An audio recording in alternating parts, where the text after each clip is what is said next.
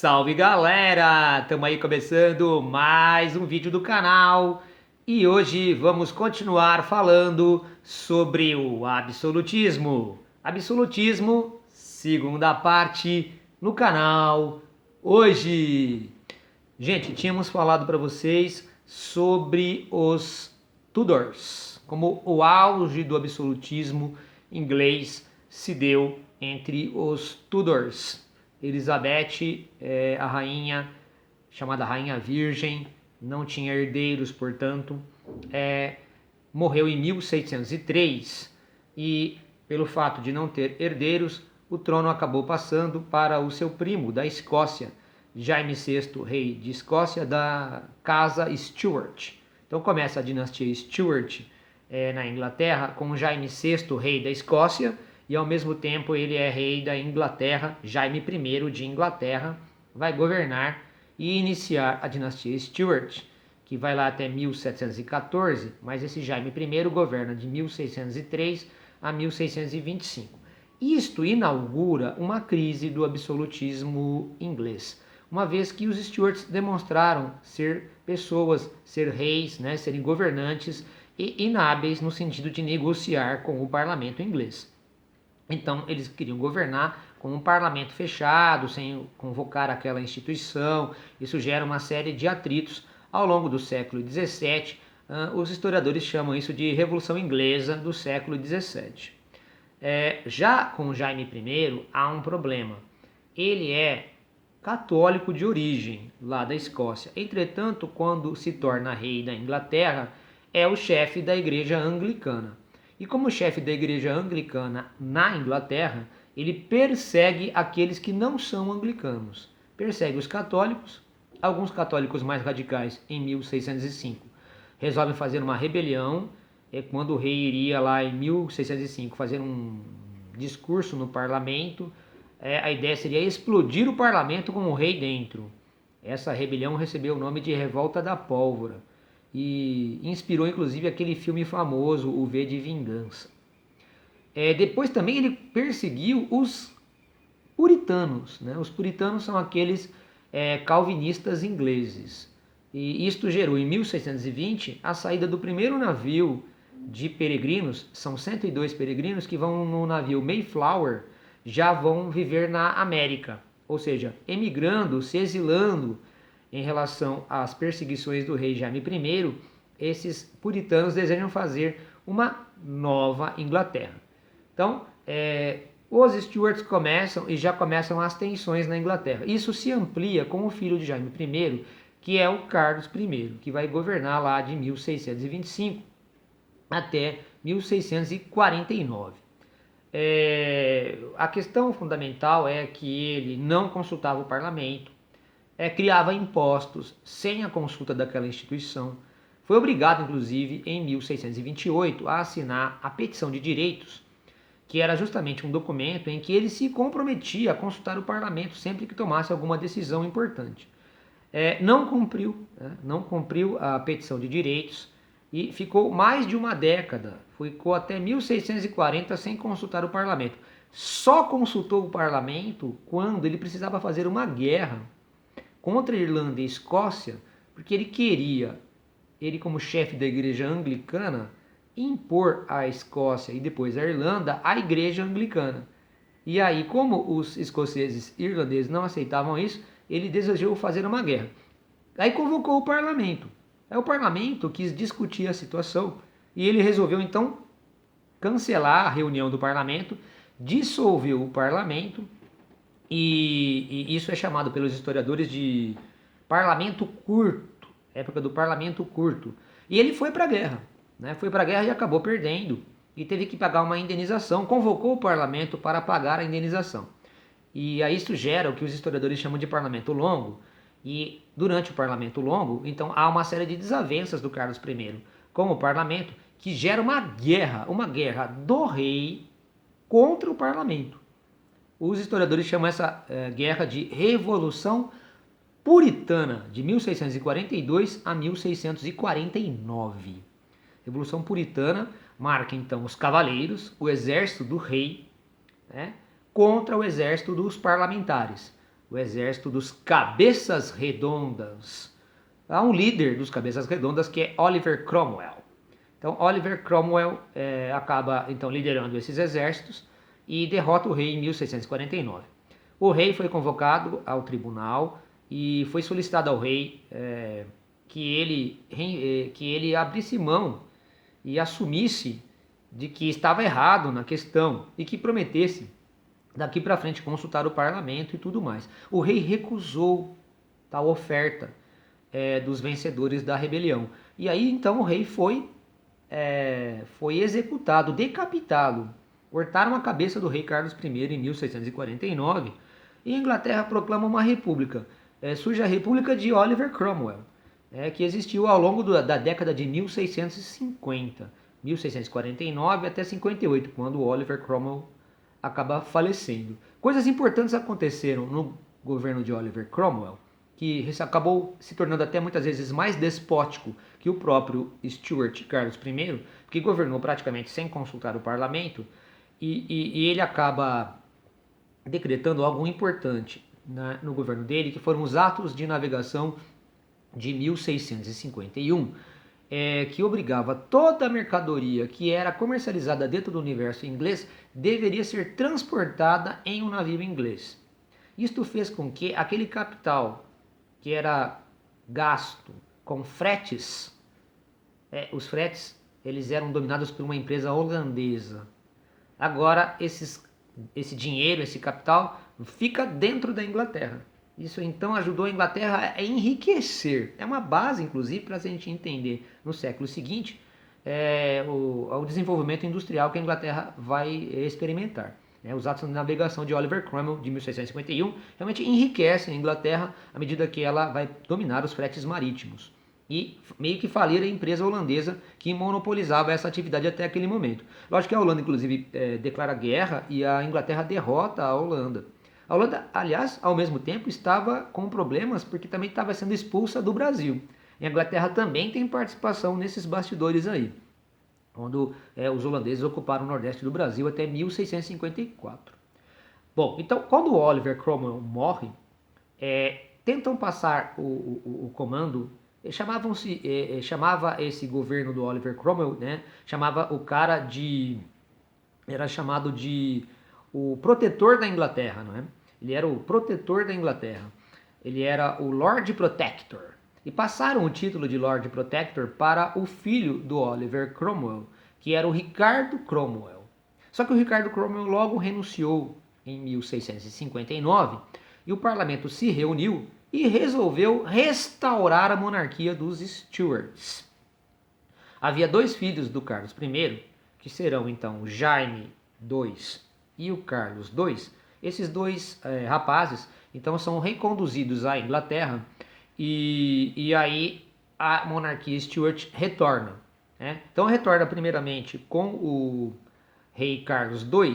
Aliás, o Carlos II teve uma atitude muito engraçada, né? Ele mandou desenterrar o corpo de Oliver Cromwell e acabou decepando o Oliver Cromwell, meio que dizendo: você fez isto com o meu pai, Carlos I, agora eu vou fazer a mesma coisa com você. Mas o Carlos II dizia-se, e esse foi um grande problema, ele como chefe da igreja anglicana, ele teve toda uma estada na França em seu exílio ao longo da época de Oliver Cromwell. E aí ele realmente se converte totalmente à igreja católica. Dizia-se que ele tinha uma aliança com Luís XIV para o restabelecimento do catolicismo na Inglaterra. Tanto que o parlamento inglês acabou criando um ato jurídico, uma figura jurídica para se precaver, tomar precaução em relação a prisões arbitrárias do rei.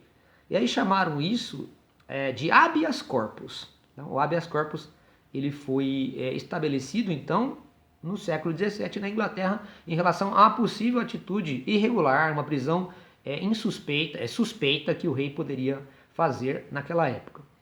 Começa uma discussão inclusive entre Tories e Whigs. Os Tories seriam mais conservadores e defendiam a ideia do absolutismo mesmo. E os Whigs seriam caras que defendiam mais o parlamentarismo. Você mantém o rei, mas o parlamento prevalece. Essa discussão, na verdade, é amenizada pelo próprio rei Carlos II, que propõe uma solução. Ele era casado com a duquesa de Bragança, uma portuguesa, e não tiveram filhos.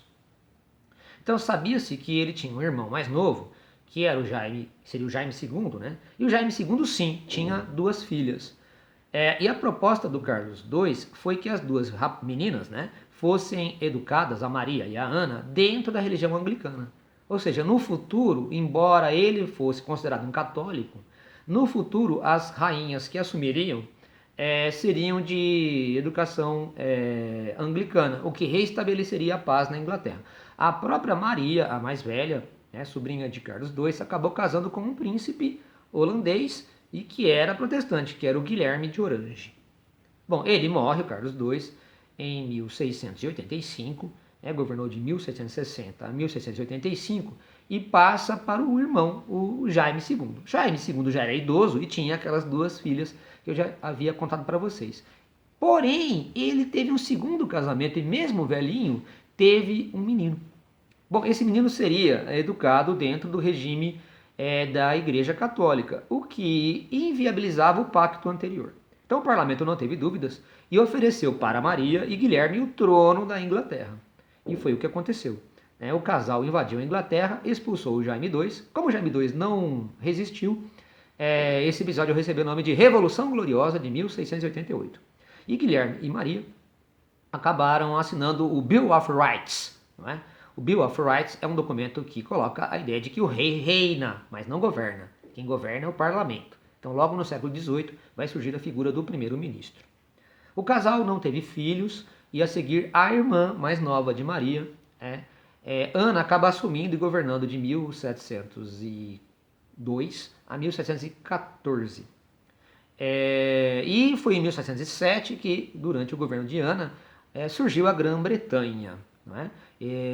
Quando ela morre, a Ana não tinha filhos também. Então aí a casa Hanover acaba assumindo o comando da Inglaterra. Ou, como podemos dizer, a partir de 1707, a Grã-Bretanha. Bom, agora nessa segunda parte da aula vamos falar um pouquinho do absolutismo francês. No caso do absolutismo francês, você tem que pensar que no século XVI os Valois estavam em grande crise. Porque os Valois representavam a Igreja Católica. Entretanto, no século XVI, há um grande avanço na França da igreja ou do pensamento e da religião protestante. Os protestantes na França eram chamados de huguenots. E há uma perseguição muito forte em cima dos huguenots, fato que gera toda uma crise e um desgaste dos Valois. Você tem uma ideia, o rei Carlos IX, um rei muito fraco, promoveu em 1572 a chamada Noite de São Bartolomeu, onde pelo menos mais de 3.000 huguenots foram mortos em Paris. Ele morre em 1574 e o rei Henrique III, que assume, acaba fazendo uma aliança política com o Henrique de Bourbon. Então o Henrique de Bourbon, quando morre Henrique III, acaba se tornando o rei da França. Começa a dinastia Bourbon. Ele é Henrique IV, dinastia Bourbon. Entretanto, os Bourbons eram protestantes. Porém, num ato de tolerância, Henrique IV acaba se convertendo à religião católica. E isso, o reinado dele acontece entre 1589 e 1610. E em 1598, Henrique IV assina o Edito de Nantes, criando uma igualdade jurídica e pacificando a França, porque essa igualdade jurídica daqui para frente vai nortear as relações entre católicos e protestantes. Henrique IV morre em 1610, assassinado por um radical católico. E acaba passando para seu filho o poder, né, continuando a dinastia Bourbon, que era o Luís XIII. Né? Então o novinho Luís XIII ainda tem a regência da mãe dele, né? Ele era muito novo para reinar, lá em 1610. E aí então, nesse momento inclusive tem aquela história famosa, né, fictícia, né, dos três mosqueteiros do rei, junto com o D'Artagnan. A famosa história do Alexandre Dumas se passa na juventude de Luís XIII. O importante do governo de Luís XIII é o cardeal Richelieu. O cardeal Richelieu, o seu ministro, acaba envolvendo a França na Guerra dos 30 Anos. E a Guerra dos 30 Anos é uma guerra importante porque a França acaba enfraquecendo a casa dos Habsburgos. Os Habsburgos tinham a coroa do Sacro Império Romano Germânico e a coroa da Espanha. Veja, a França está no meio. Ao derrotar o bloco nesta guerra dos Habsburgos, há um fortalecimento dos Bourbons. Isso foi muito bem planejado pelo cardeal Richelieu, que embora fosse católico, acabou derrotando e se alinhando a protestantes, né, na guerra e derrotando os católicos Habsburgos, né. Dizem que essa atitude inesperada do cardeal Richelieu acaba inaugurando o jogo diplomático internacional moderno, né. A paz de Westfália, termina, né, o passo que termina a Guerra dos 30 Anos, é considerado um dos primeiros documentos das relações internacionais modernas, porque os estados tratam-se como estados, não o rei com outro rei. Bom, depois da morte de Luís XIII, assume seu filho Luís XIV. Veja, Luís XIV é o grande absolutista francês. Mas ele só tem essa possibilidade de ser o grande monarca europeu, uma vez que seu pai e o cardeal Richelieu então acabaram colocando os Bourbons como sendo a monarquia mais forte europeia no tempo anterior. O Luís XIV é chamado de Rei Sol, não é? O auge do absolutismo, teria dito, o Estado sou eu. E ele, realmente, de fato, ao construir o Palácio de Versalhes, no final do século XVII, acaba construindo uma jaula de ouro para a nobreza. À medida que ele obrigou a nobreza a morar em seu palácio, acabou sustentando a nobreza, mas em troca acabava controlando a própria nobreza. Então o Palácio de Versalhes é o símbolo do poder de Luís XIV, o Rei Sol. Havia um ministro, o ministro dele, Colbert, que tem aquela famosa política mercantilista, protecionista, que desenvolveu as manufaturas francesas, especialmente as manufaturas de luxo. Mas o Luís XIV cometeu um grande erro, que foi revogar o Edito de Nantes, aquele edito que dava igualdade jurídica entre católicos e protestantes na França, o que gerou uma migração de burgueses que eram ricos para a Holanda, para Genebra, levando o seu próprio capital. Isso aí vai ajudar a que a economia francesa enfraqueça, né? O Estado francês vai começar a fraquejar. Isto abre espaço para que no futuro aconteça a Revolução de 1789. E depois que Luís XIV terminou seu longo reinado, mais de 70 anos, mais longo reinado da história europeia, e ele passa o poder para Luís XV, seu bisneto. E Luís XV tem um reinado que começa em 1715 e vai até 74. Ele acabou envolvendo a França numa desastrosa guerra, chamada Guerra dos Sete Anos, em que a França acaba perdendo o Canadá para a Inglaterra e perdendo também o controle da Índia.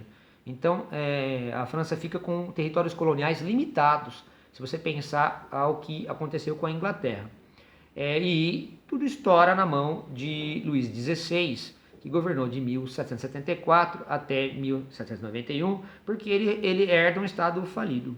E ainda gasta muito dinheiro na Guerra de Independência dos Estados Unidos. A França estava com raiva, né?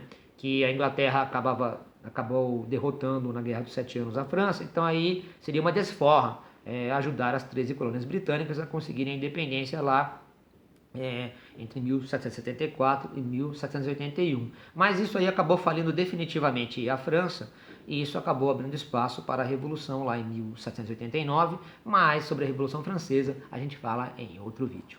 Muito obrigado por assistir até agora, deixa seu like, curte o canal, ativa o sininho, compartilha e tamo junto!